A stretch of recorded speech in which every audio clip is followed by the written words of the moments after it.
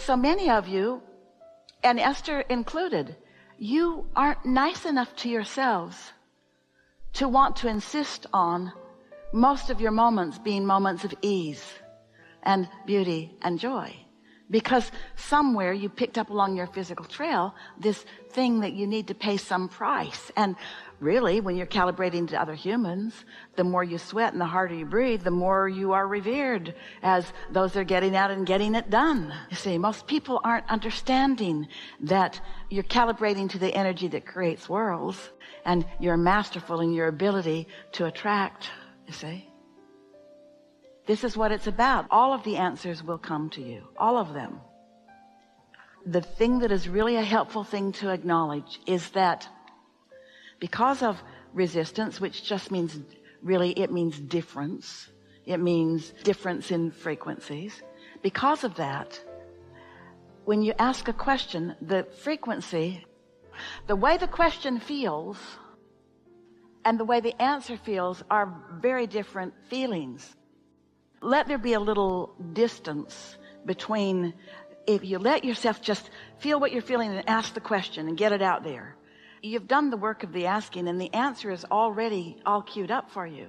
And then, at a time when you are less resistant, you can allow the solution or the answer to come. The frequency of the question and the frequency of the answer, big difference. The frequency of a problem and the frequency of a solution, big difference. And so if you don't expect the answer in the moment of expressing the problem, that's why people feel like their prayers aren't being answered. And we say, pray prayers of appreciation. That puts you right in the receiving mode of everything that you've ever been asking for. It almost doesn't matter what you believe. Here we go again. A belief is a thought that you keep thinking. When you believe that you can't have something that you want, then you can't. Not right now. Not while the belief is that you can't. And so you've got to soothe that belief, that frequency, that emotion into something that feels better. It's not something to see. It's something to feel. And it doesn't matter what it is. You only have to know when it's there. And it's there every time you feel anything from the lower half of the emotional scale. Boredom, resistance, pessimism even more, frustration even more, overwhelmment even more, disappointment even more, doubt, all the way down to fear, grief, depression. And so that's how you know. So that's your indicator of what's in the way, and it doesn't matter what it is. You don't have to find out what the culprit is that caused one of those emotions and wrestle it to the ground and kill it.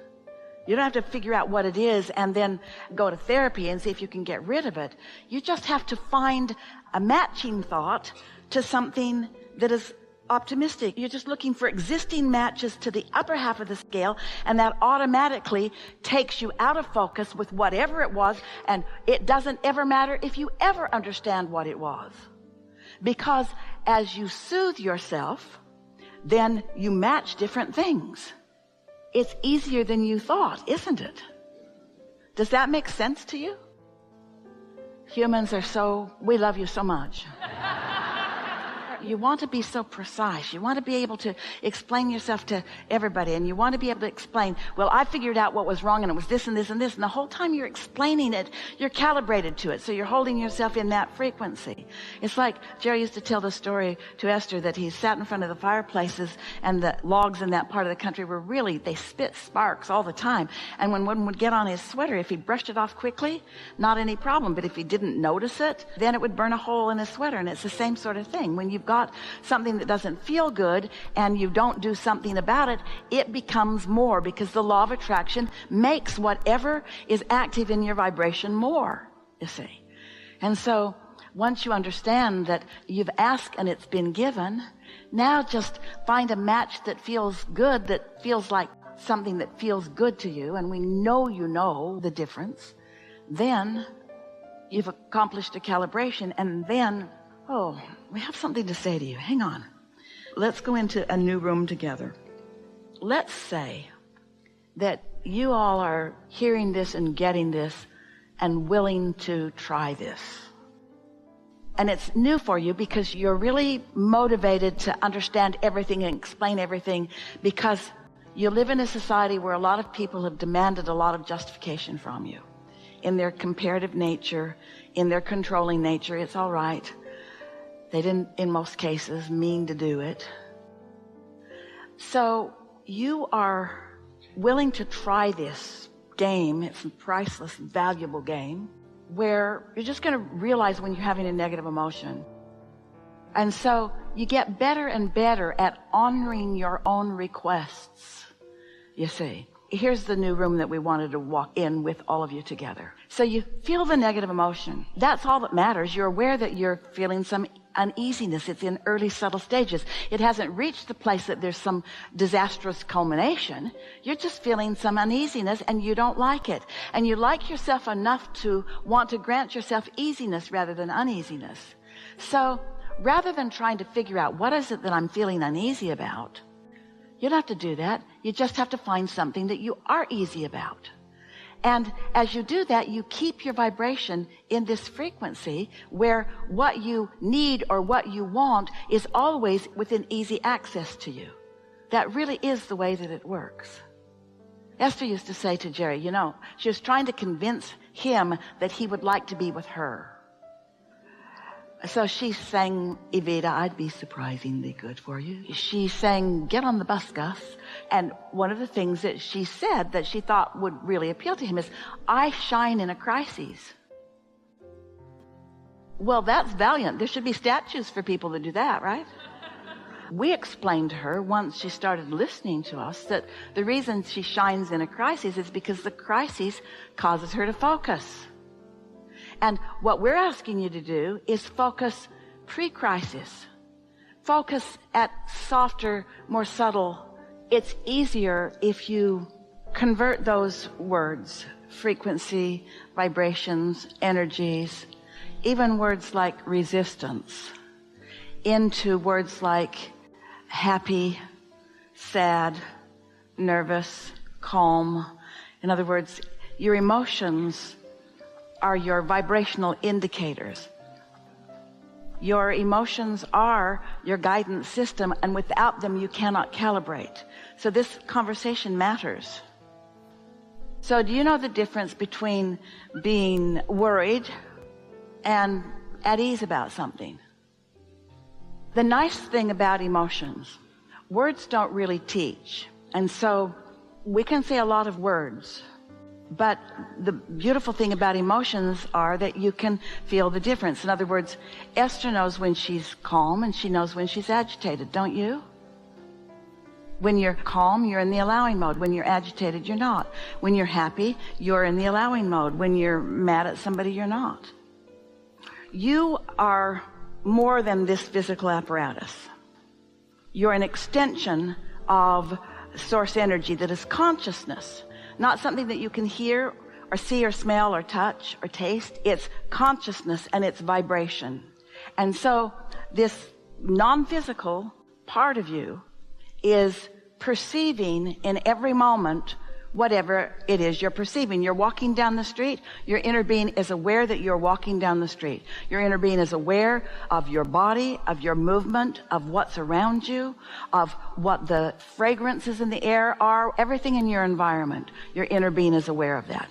And you have an awareness too. And the blending of those two awarenesses equals your total experience. So the vibrational frequencies are important to understand because you are like a two-headed monster, so to speak. You have your inner being who has perception and you who have perception, and the frequency of your inner being and the frequency of you equals whatever your emotions are. So when we talk about calibrating to the frequency of your inner being, we mean look around and try to mold, modify, be deliberate about the way you focus into your environment and see if you can feel yourself into alignment with your inner being. And the way you do that, because you don't know what decibels are, you don't know, this is an A440. Did you know that? It's gone. Did you know that? Does that matter to you? Does it matter to you what the frequency was, or did you just hear it? In other words, Have you ever tuned a guitar or anything? When you hear someone sing, can you tell if it's in tune or out of tune? Jerry and Esther hired a mariachi band to come to their property to just entertain while they were having a big party. And they hired them one year, and it was magnificent. It thrilled you. The sound of the horns, it thrilled you. And the following year, they hired the same group, the group that came from a high school. But all of the really good musicians had graduated, and now new musicians had come into the mix. And there was one very eager trumpeter who was not on key at all. And so Jerry's walking around with his burritos and his beans and his rice, and he comes over to Esther and he says, "You got to get that horn away from that kid." Because he was not in tune. He was not calibrated. It was really uncomfortable, like negative emotion is uncomfortable. It was really uncomfortable. And so Esther said to him, "Would you like a burrito?" And he said, "I think I'm supposed to be playing." And Esther said, "My husband is insisting that you come with him and have a burrito." And so he went and had a burrito, and then everything was so much better because the discordant thing was not in the mix of it, you see. And so it's like that. You can hear when something's out of whack, and negative emotion means something's out of whack, out of calibration with who you really are and all that you've evolved to the pure positive being that you are, and everything that your life experience in your physical body has brought you to become. What is the frequency of love? What is the frequency of hate? Well, what difference does it make what the frequency is? Don't you know the difference? What is the frequency of gardenia? Because it is a frequency that you are translating into the fragrance of gardenia. What is the frequency of smooth texture or rough texture? What's the frequency of that? Does it matter? Rough, smooth. Does it matter? Aligned, not aligned. Allowing, not allowing. Yeah? So let's just recap here just a little bit. So, how was that for you?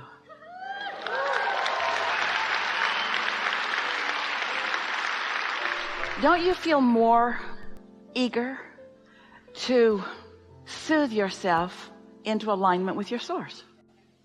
Soothe yourself there. Not prove yourself there. Soothe yourself there. Is it a good feeling to you to know that as you're moving through the details of any day, that your inner being is moving through those same details with you? And that your inner being is never questioning why you're doing what you're doing, or judging you, or trying to get you to do something different. Just there. Just a steady presence of knowing exactly what you want from every moment in time, and emitting a vibration that when you tune to it, then what you want will be your experience. Did you hear that? So if you're tuning to anything that feels good, you're covered. Anything that feels good puts you in the vibrational proximity of the person walking down the street who gives you the information that you were just wondering about. Or the sign that you didn't even know that was there, that has been there, but now that you can see it. In other words, everything around you, your world is about to be, just as a result of this little bit of time that we've spent together today, transformed into this magical, responsive, wonderful experience. But you gotta know how it works, and you gotta love yourself into letting yourself experience it. And don't try too hard to explain it to others, except through the clarity of your example.